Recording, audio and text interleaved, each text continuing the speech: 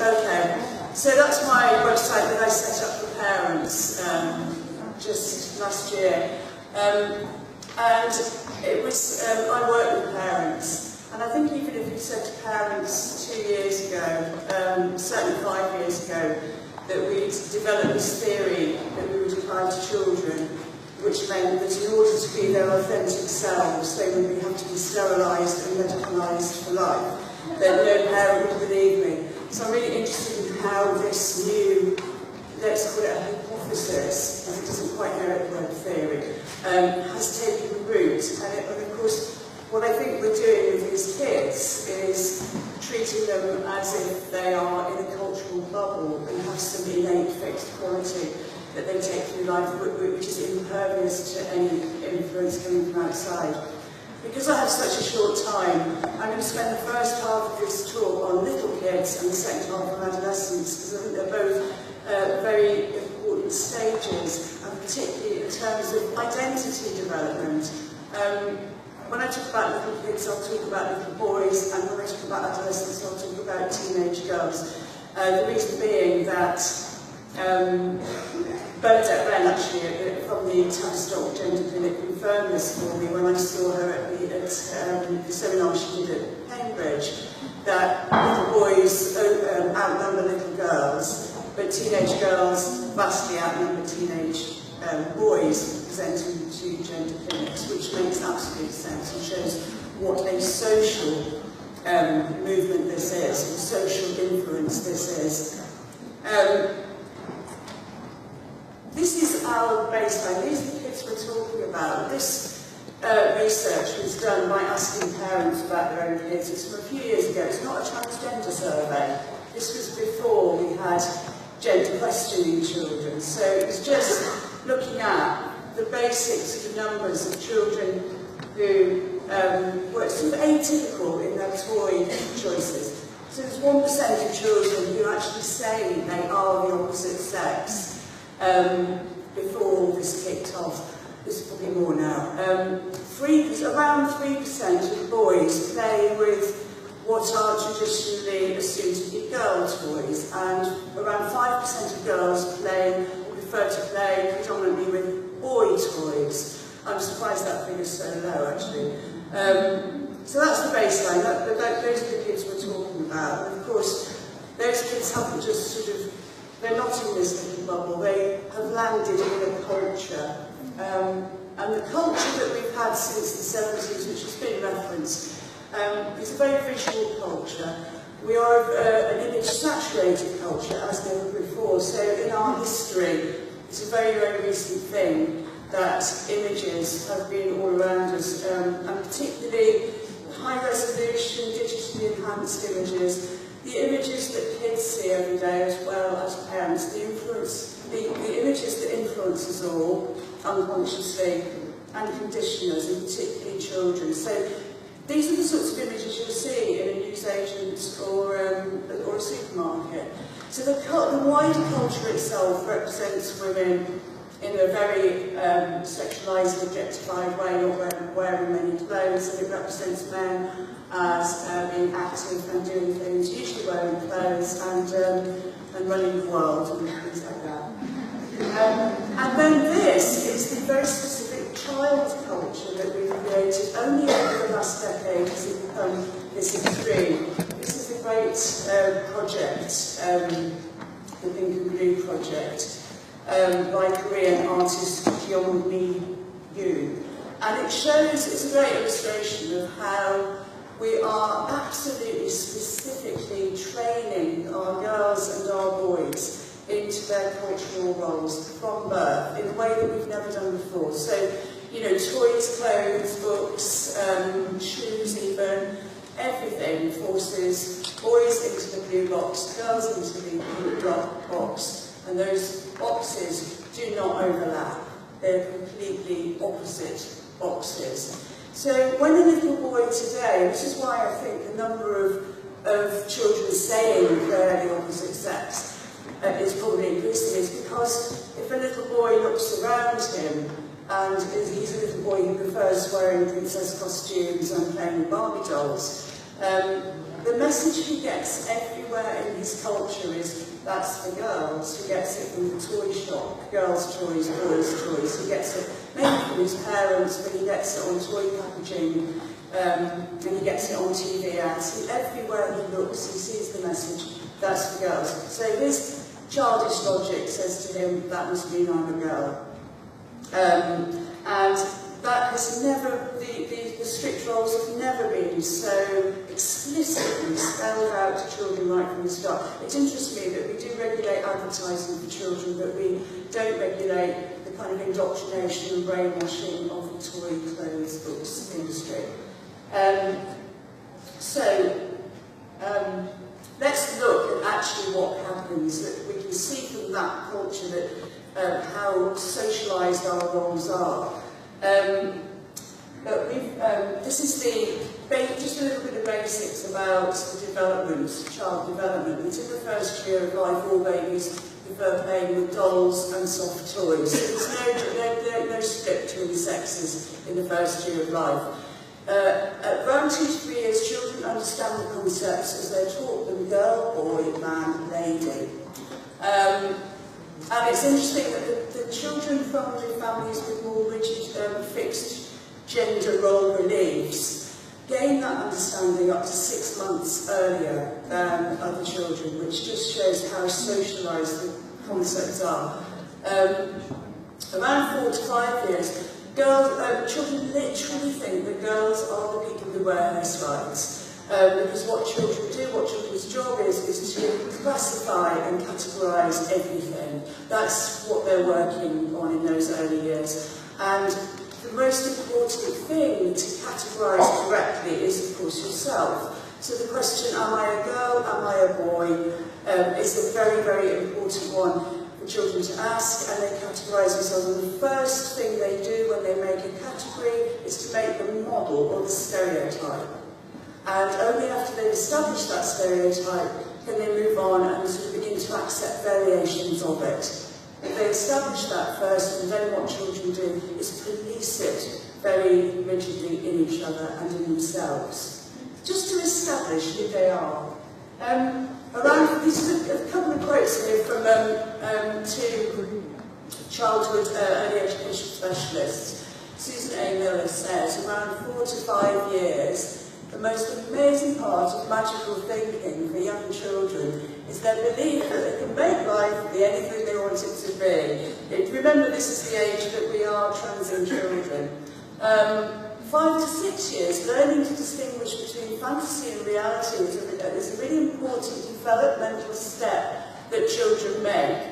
Can you imagine that we're teaching, and this is partly why I think looking at this age group is really important, because we literally are teaching children of this age group in schools now that boy and girl are not categories with stable properties.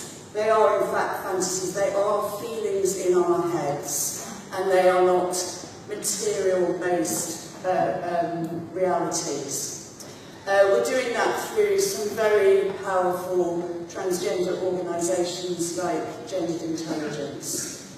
But you can see from this, 4 to 5 years, the age of magical thinking and the age where children think boy and girl are stereotypes of behaviour and appearance. We can see that transgender ideology is the ideology of the 4 to 5-year-old. Children mature. What we know of this group of children is that over 80% of them will come to terms with their naked sex by puberty or by the end of puberty and achieve, emotional and psychological health.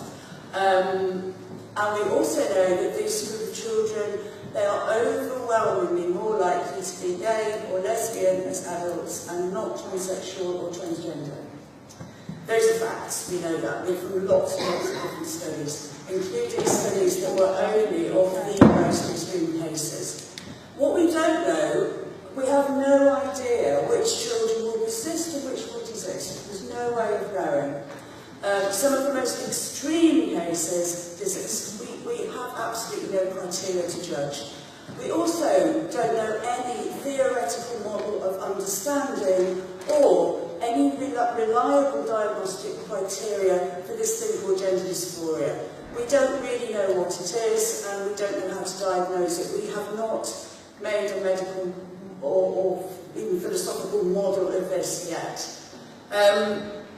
What the transgender, this new breed of self-appointed gender specialists will tell you is that the sign of children who are truly transgender is that they are persistent and insistent. That's a child. You know, I mean, that covers everyone.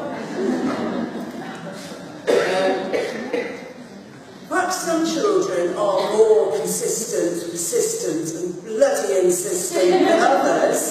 And perhaps we should be looking for the gene for obstinacy. Or, you know, the gene for bloody-mindedness, or the gene for rebellion. You know, this difference in these children might not have anything to do with gender at all. But of course, we're not looking at that. That sort of 5% of girls and 3% of boys who play with atypical toys could be seen as evidence that there's no such thing as a male or female brain, couldn't it? But it seems that we're not choosing to do that. We're choosing, it seems, to accept this wholly new, untested hypothesis that comes from a political campaign. And we're now running around like headless chickens trying to find brain studies that will prove it's true. And this is what's happened over the last few years. The number of children being referred to the Tavistock Clinic in London, which is England's only clinic for children and adolescents. The Sandford Clinic in Glasgow have the same rising numbers. So it's been 50% year-on-year increase in children being referred to clinics. The number of under-10s has increased fourfold, and then it's really, really taken off last year. So it increased 100%, and we were told this was unprecedented, no idea why.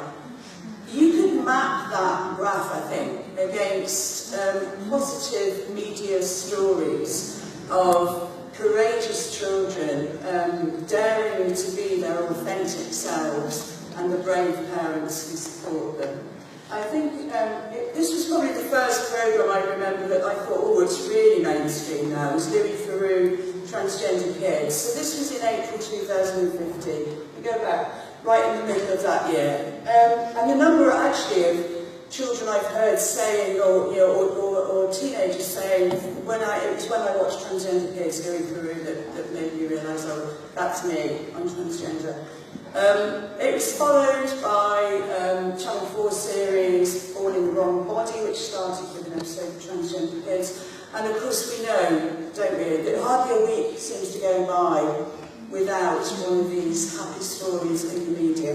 And so how have this massive, really well-funded, incredibly well-organised campaign managed to get this? Well, they control the media. They've got two media groups, Press for Change, Transmedia Watch. Leveson never managed it, Women have never managed it, but Transgender Inc. has got the press and the media under its thumb. It's given us a very heartwarming story. A boy trapped in a girl's body, a girl trapped in a boy's body. Nothing about chemicals, sterilisation, surgery, hormones, nothing about that messy stuff, just a girl trapped in a boy's body. It's somehow taken root in the public consciousness. It's a sympathetic story. But I think the other big part of that story is this narrative that goes alongside. You see both of them in the stories that you read in the press, you hear on the radio and on TV, the suicide narrative. From a 16-year-old girl on a programme, on a Radio 4 programme Beyond Binary, I would probably kill myself if I couldn't transition. From a parent, and this is a classic parent statement, they kill themselves, you know. And I want a happy daughter and not a dead son. Guardian last week, in the article already mentioned, headline for its bit about sex reassignment surgery, it's life-saving work. So we have this narrative is as firmly implanted as the girl in the boy's body narrative is. They go hand in hand. This has absolutely no evidence to back it, this claim. It's used by groups like Mermaids, and I think the three most powerful groups in the UK are Mermaids, the Transgender Support Group, GIAS, the Gender Identity Research and Education Society, and Gendered Intelligence, who go into schools, who work with police and all sorts of organisations, and the government. So they put forward this suggestion continually that if you don't allow your child to transition, or if you delay treatment, the child will likely commit suicide, because the suicide stats are so high, 41%, which every time you read it goes up. But it's based on a study which was analysed by the Williams Institute and found to be flawed, and had that study been conducted correctly, then those figures would probably be halved. The one that was presented at the UK Government Transgender Inquiry was based on the PACE survey, which had a similar figure. But as with both these studies, they are based on older people. So the PACE study, for example, was people under the age of 26. So the only information there is how suicidal are this group of people aged under 26. We can't know from these studies whether sex reassignment surgery prevents suicide or causes it. We have no idea. So there's no evidence for that story at all, but it's the one I think that particularly, of course, convinces parents that they must act, because not only, you know, it's the cruelest bullying threat you could possibly give to a parent. If you don't do this, your child will commit suicide. It's a bullying tactic that we know, and it goes against Samaritan's guidelines for never attaching one reason for suicide. So why they're allowed to do that, we don't know. So this sort of moves us on actually into the years of adolescence. And those figures from the last graph that shot up to 100% this year, what's phenomenal about this is the ratio between boys and girls. So in this study, there were studies from Canada, Holland and the Tavistock Clinic London between 1989 and 2010. It was predominantly a boy thing. So boys are in blue here. As we know, I mean, in the late 60s, it was over 90% of adult transsexuals were male. You could almost say it's sort of something in the male brain, wouldn't you, that makes men. So boys have always outnumbered girls. But from around 2006 onwards, we've got again Canada, Holland, the Tavistock Clinic. Girls begin to move ahead of boys. That gap between girls and boys has increased year on year. The figure at the end is Finland, and that was a study from last year, and that girls are sort of shooting off the graph. So when it comes to adolescents who think they are transgender, we see that it's predominantly teenage girls. And that's what's causing the imbalance between boys and girls now. That teenage girls between the age of 12 and 14 are disproportionately referring themselves to gender clinics. And why is that? And nobody's really asking why it is. Anything like that I've read from gender specialists, including Mr. Tavistock, says, oh, it's because it's more well known now, it's more accepted. And even girls have more confidence to do it. Which is great, isn't it? What they found in the Finland study, which is a huge cause of concern, but not surprising to us, I'm sure, is that the number of serious comorbidities in the teenage girls presenting to gender clinics. And these girls usually have, you know, 2 of these out of this list, not just 1. It is also what's being found at the Tavistock Clinic, and again Bernadette Wren referred to this in her Cambridge seminar, that they're finding that the proportion of troubled girls is really increasing. It didn't used to be to that extent. It's noted a significant increase. So we have anxiety, depressive disorders, psychological problems, autistic spectrum. Kids are vastly overrepresented at gender clinics.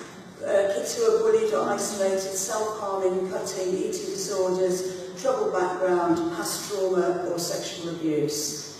And you can see there's a whole host of interesting areas to look at. What's happening with these girls is that increasingly the underlying factors are not being looked at in preference of a diagnosis of gender dysphoria and being a boy. It's the only area of therapy really that we accept the presenting problem. In any other area, a therapist or a counsellor would say, well, there's the presenting problem, what's behind it? You know, they'd ask the question why, they'd try to find out what the deeper underlying problem was.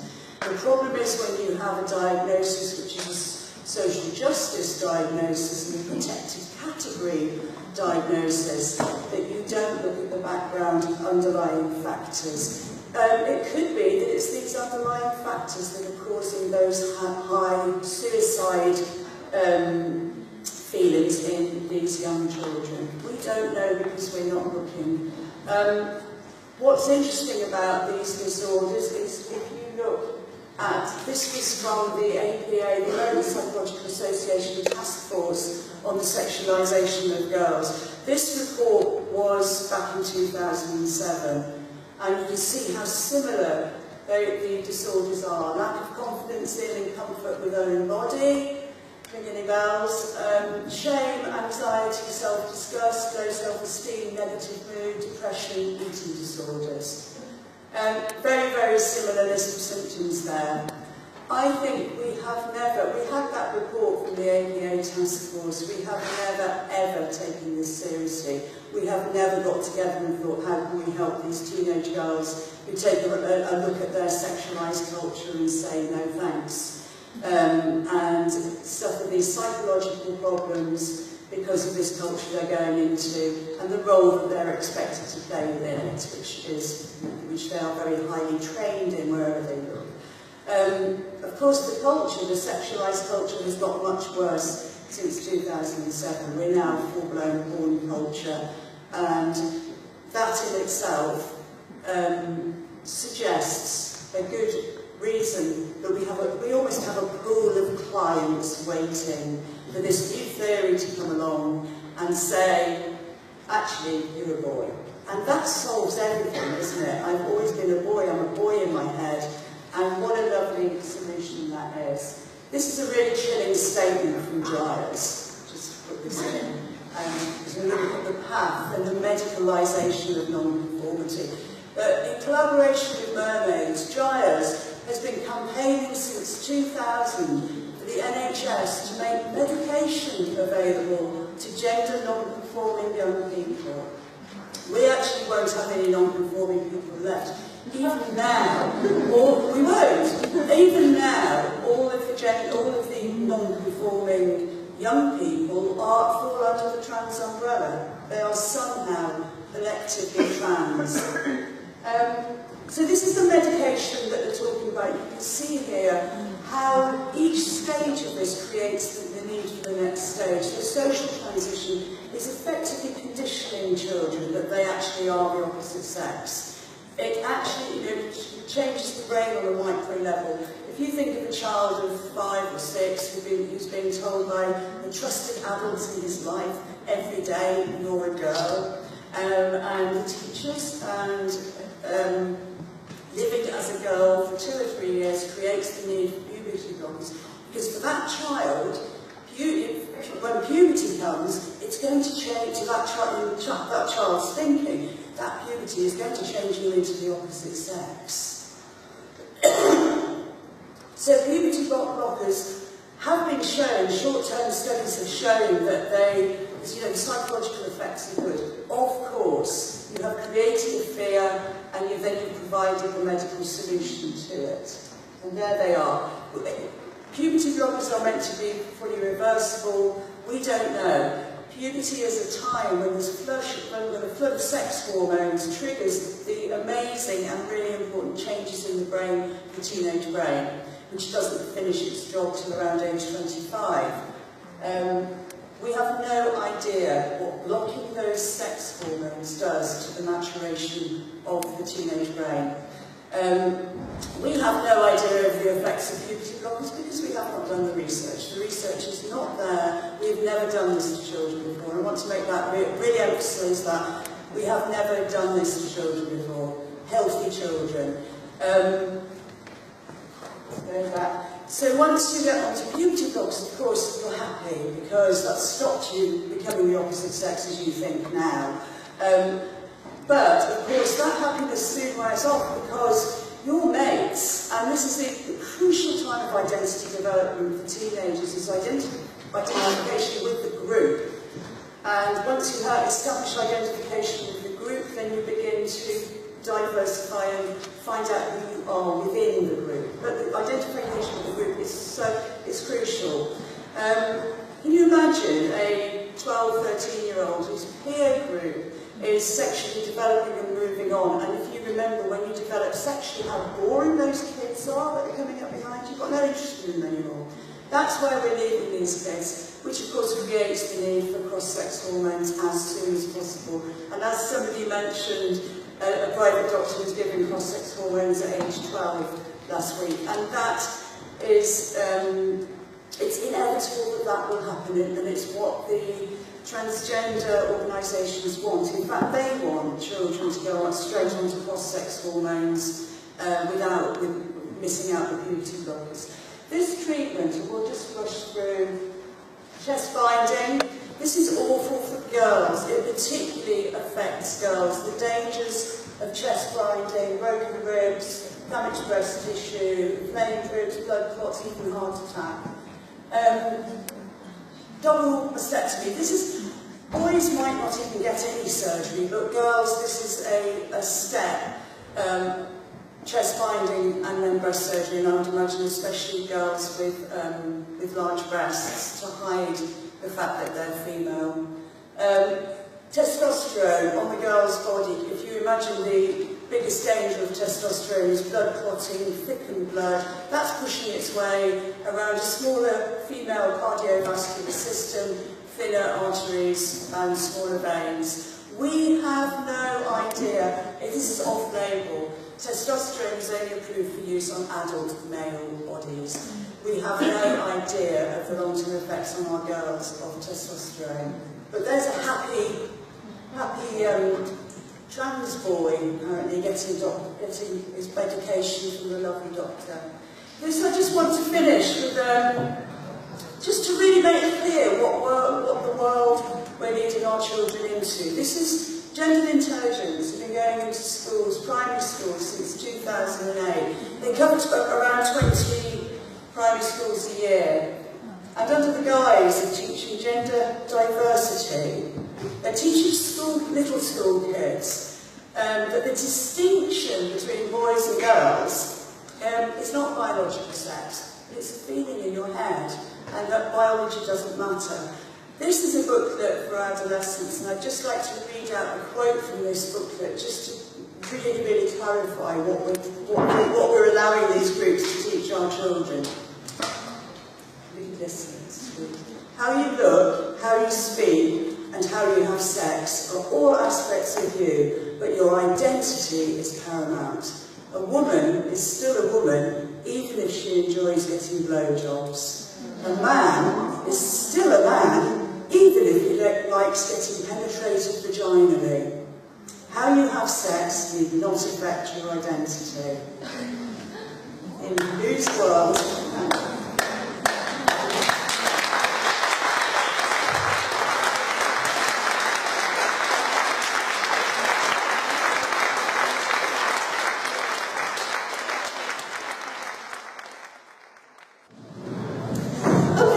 we have 10 minutes or so for questions. In response to what Stephanie has been telling us, and I expect there are quite a few, so who would like to start? Yes. I'll just be loud, shall I?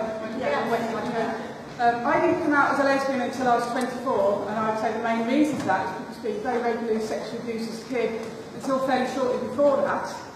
And one of my big concerns is that when we're starting to encourage kids to transition at a very young age, there's no way that they've been able to start to develop or even consider a lesbian identity for themselves.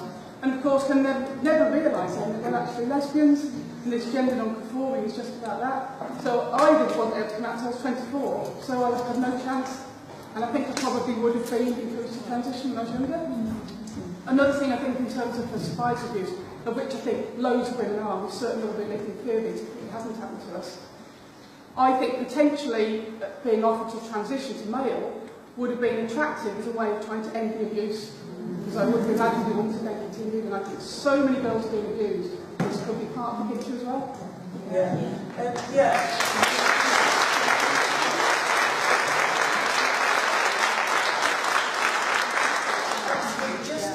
Transing of prepubertal children is a form of gay conversion therapy because those children are overwhelmingly more likely to be gay or lesbian, not transgender or transsexual.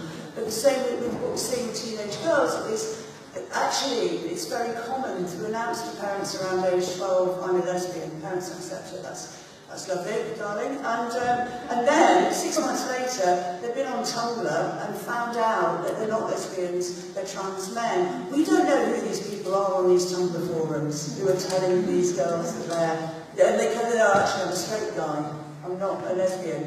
But same-sex attraction doesn't tend to develop until the late teens, early 20s, even mid-20s.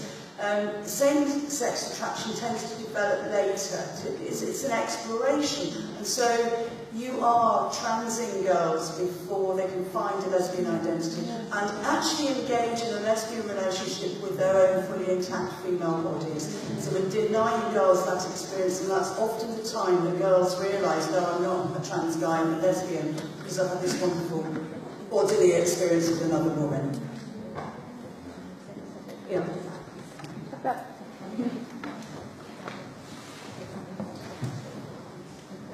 I'm just really glad that you mentioned Tumblr actually, because I'm doing my PhD Tumblr, because I'm doing my PhD thesis in the role of social media in the neoliberalisation of feminism and the creation of the Tumblr feminist, which I thought was really interesting. But as I was born in 1993, so I was born and I grew up on social media and on social networking. Now, I didn't come out until 2 years ago as a lesbian, but when I grew up online, what I used to do is I used to go on dating websites and pretend to be a boy, because in my head, the only possible way that I could form a relationship with a woman would be if I was a boy, because I didn't know that women could be with other women. And do you think that social media and things like Tumblr and the advertising of that would be telling other women that that's also true, and that therefore must mean they must transition into a boy? Do you think that is something that the social media has done? I certainly think that social media is, like lesbian is the lowest of the low, and it's become worse, I think. That lesbian is still the biggest insult that you give to a girl. It stands for ugly, fat and hairy, still. But it's got worse, I think, because lesbian's really not cool, and trans is very cool and edgy. So I think there's a lot of things going on there, but I certainly think it's conversion by whoever's doing it. Whether it's partly internalised lesbophobia, because of course you've taken those messages from society, and it's more comfortable for everybody if you're a straight guy than if you're a lesbian. It takes a lot less work, or seemingly it does. A woman in the middle there, yeah. Sorry. Oh, okay. Sorry, I just wondered if you had any theories about why there might be more young boys than very young boys than young girls. Yeah, because it's less acceptable for young boys to play with girl toys because it makes them lower status. Girls are inferior. And that's always been the case, and it's why we have tomboys who are not really a version of a boy, they're girls. I mean, but that's accepted as long as they toe the line of puberty, because, you know, we will indulge it with the girls, you know, they'll learn soon enough. But with the boys, no, we can't possibly have you. And parents get so upset. The stories that you read of parents who transition their boys, they have a family crisis when the 3-year-old boy comes down the stairs in a princess costume when there's guests. And it's like, Dad is shouting, child's in tears, mother's in tears, the event is cancelled, the family are in crisis. You know, it's so obvious that more boys will be trans than girls for that reason, and it shows that it's not that there's more boys who are innately girls. It's that it's not acceptable for boys to play with, to lower themselves. Hi, this is sort of unrelated topic, but as a teenage girl, I had to be treated by an endocrinologist with sex hormones to properly have puberty, and I can say it's been something that's taken me almost 30 years to process the effect of what it meant to have a man telling me every 3 months you're not female enough, or this is what you are, and some of the things that were inappropriate in my treatment. So, all I can say is, yes, it's important, and just thank you for actually saying that it does have an effect on the children, how profoundly, how they view themselves as people even, and how they view themselves as women as well. So it's been something which I can see that there will be long-term psychological effects on these children, that they've been told, like, you're a problem, you've got to be treated, and we've got the solution to you. And it is very interesting, it is a male-run kind of thing that's happening. We'd rather say to a child, your body is wrong, than society is wrong. Let's try and ignore society. But you're right, every drug, every treatment has its side effects. I mean, one of the side effects of puberty blockers is depression. And they all have the side effects, and no drug is completely reversible. It's just a nonsense.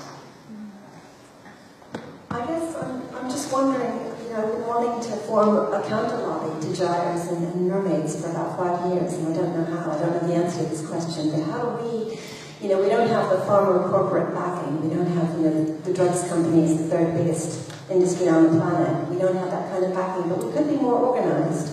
We could be going into schools with this message, and I don't know what the answer is, but we need to form a lobby to counter that lobby, because what you've seen, what you've shown us today is even worse than what I thought they were doing, and it's more militant than what they were doing 3 years ago. So, what I'd love to get out of this day, I don't know how, is to start thinking about how to form a counter lobby to the drugs and trans lobby. And I think parents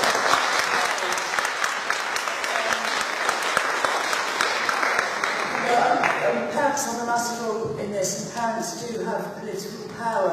I was, an organisation like Mumsnet would be great, except they just banned somebody from the site for misgendering. So it seems to me that they were the only site where parents could, or women could discuss this openly.